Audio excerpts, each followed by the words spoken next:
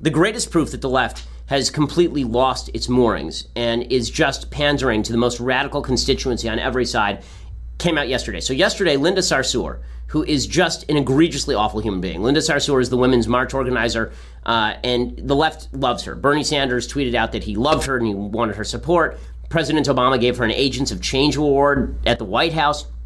So I'm going to give you a little bit of background about Linda Sarsour before we play the clip that's got everybody buzzing, right? So she actually said on Sunday, she called for a jihad against Trump, right? She used that word. And we'll talk about whether she meant that peacefully or non-peacefully. But first, I think we need to set the stage for who Linda Sarsour is, because the left keeps saying, well, don't take that quote out of context. Okay, well, I don't want to take the quote out of context, so I'll play it in context and explain it. But I also don't want to take Linda Sarsour out of context, okay? She's not just some rando who used the word jihad to mean a moderate Muslim struggle within themselves for greater spirituality, okay? She's not Dr. Zuhdi Jasser. I mean, she's not any of these people. She is a very, very extreme person. For example, here's what she tweeted about Ayaan Hirsi Ali. Ayaan Hirsi Ali is a victim of female genital mutilation at the hands of Muslims.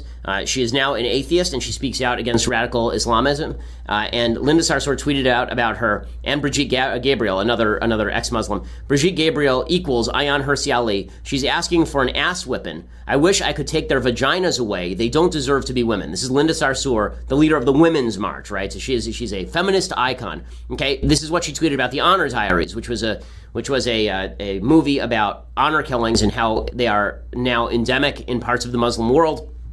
She didn't like that, so she tweeted, Honor Diaries is hashtag Dishonor Diaries because it's disingenuous when it's funded by representatives and organizations labeled hate groups.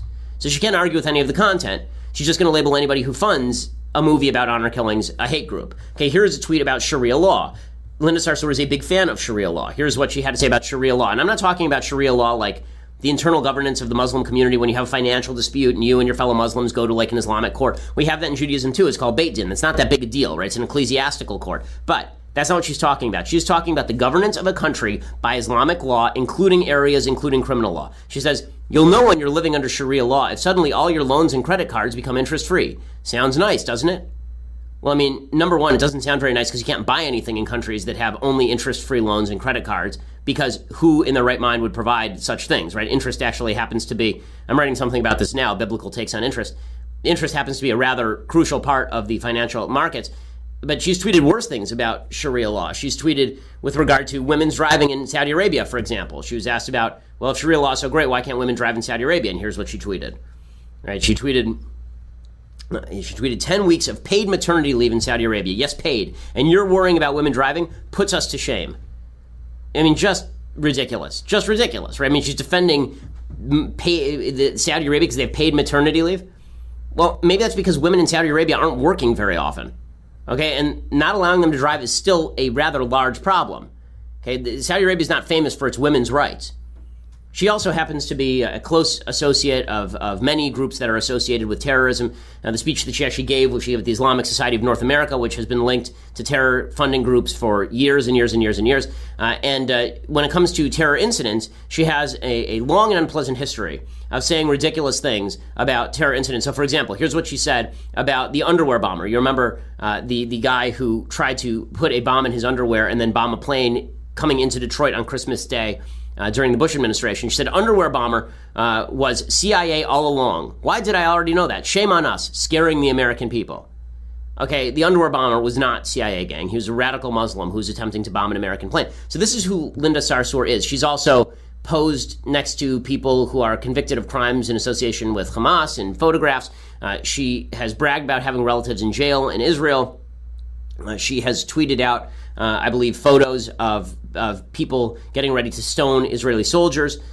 She's a really egregious figure, and the left has embraced her. Now, what they've done now, is they've actually embraced her talking about jihad against the Trump administration. So yesterday, as we say, there was a headline that came out that Linda Sarsour, this Women's March organizer, championed by the left, treated as just gold-plated wonder by Barack Obama and Bernie Sanders, that she said in a speech that she called for jihad against the Trump administration.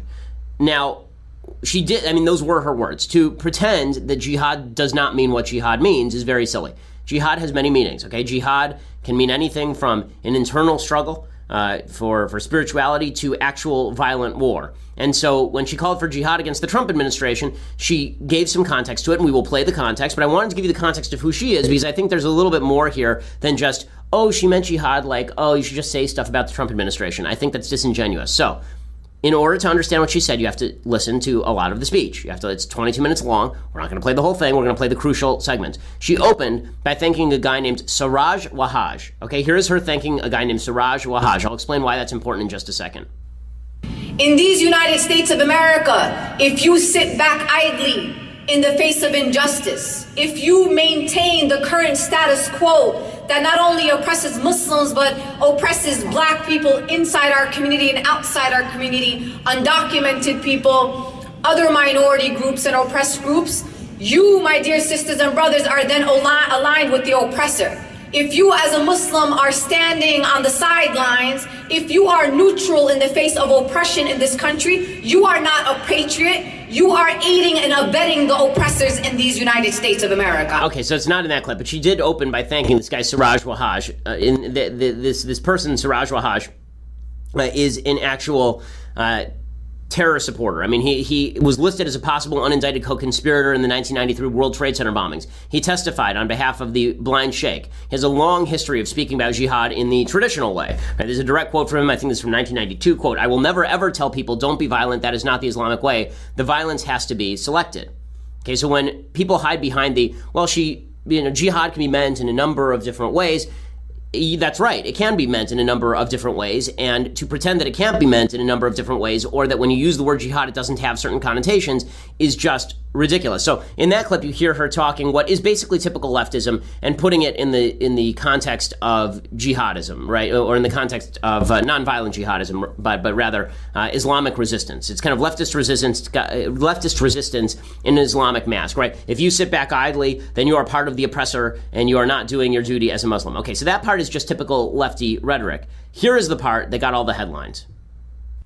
There was a man who once asked our beloved Prophet Muhammad sallallahu alaihi wasallam, he said to him, what is the best form of jihad or struggle? And our beloved Prophet Muhammad sallallahu alaihi wasallam said to him, a word of truth in front of a tyrant ruler or leader. That is the best form of jihad. And I hope that when we stand up to those who oppress our communities, that Allah accepts from us that as a form of jihad, that we are struggling against tyrants and rulers, not only abroad in the Middle East or in the other side of the world, but here in these United States of America, where you have fascists and white supremacists and Islamophobes reigning in the White House. Okay, so the word of the use jihad in this, the use of the word jihad in this context is disturbing. So she starts off by saying that what she means is a word of truth in front of a tyrant ruler or leader. That is the best form of jihad. But notice the language. The language is very specific here, right? She actually says, so I'm going to do a close read because the left keeps accusing people of taking this out of context. I'm giving you the entire context, okay? It's very important. She says there, I hope that when we stand up to those who oppress our communities, Allah accepts from us that as a form of jihad. That we are struggling against tyrants and rulers not only abroad in the Middle East or the other side of the world, but here in these United States of America, where you have fascists and white supremacists and Islamophobes reigning in the White House. So she is, number one, equating the Trump administration to, quote-unquote, tyrants and rulers abroad. I assume that this means Bashar Assad, right? I assume that this means, from her perspective, the Israelis. I assume that this means the Saudi government, or I guess she likes the Saudi government, so maybe the Iranian government. I don't know where she stands on these various Islamic supremacist countries. But the phrase that stuck out to me here is that she says, I hope that Allah accepts from us that as a form of jihad. A form of jihad. She is explicitly acknowledging in that phrase that there are many forms of jihad, and she is not disavowing all of the other forms of jihad. She's not saying the only form of decent jihad is speaking out against bad people. That's fine, right? No one cares about that. She's saying there are many forms of jihad, and I hope that Allah will accept this as one form of jihad. Okay, there's an implicit statement there that there are other forms of jihad that are legitimate. There is. Okay, there's no other way to read that intellectually, honestly. Now, she's not Yasser Arafat because she's not actively engaged in terrorism. But Yasser Arafat did the exact same thing in 1992. During the Oslo Accords, he went out, he talked to crowds about jihad, the Israeli government protested, and he said, no, I don't mean jihad. I mean, like an internal struggle, like speaking words of truth. So I'm not saying that Sarsour is actively supporting terrorism, but I am saying she is using verbiage that is specifically designed to be vague. Okay, she is using the word jihad advisedly here.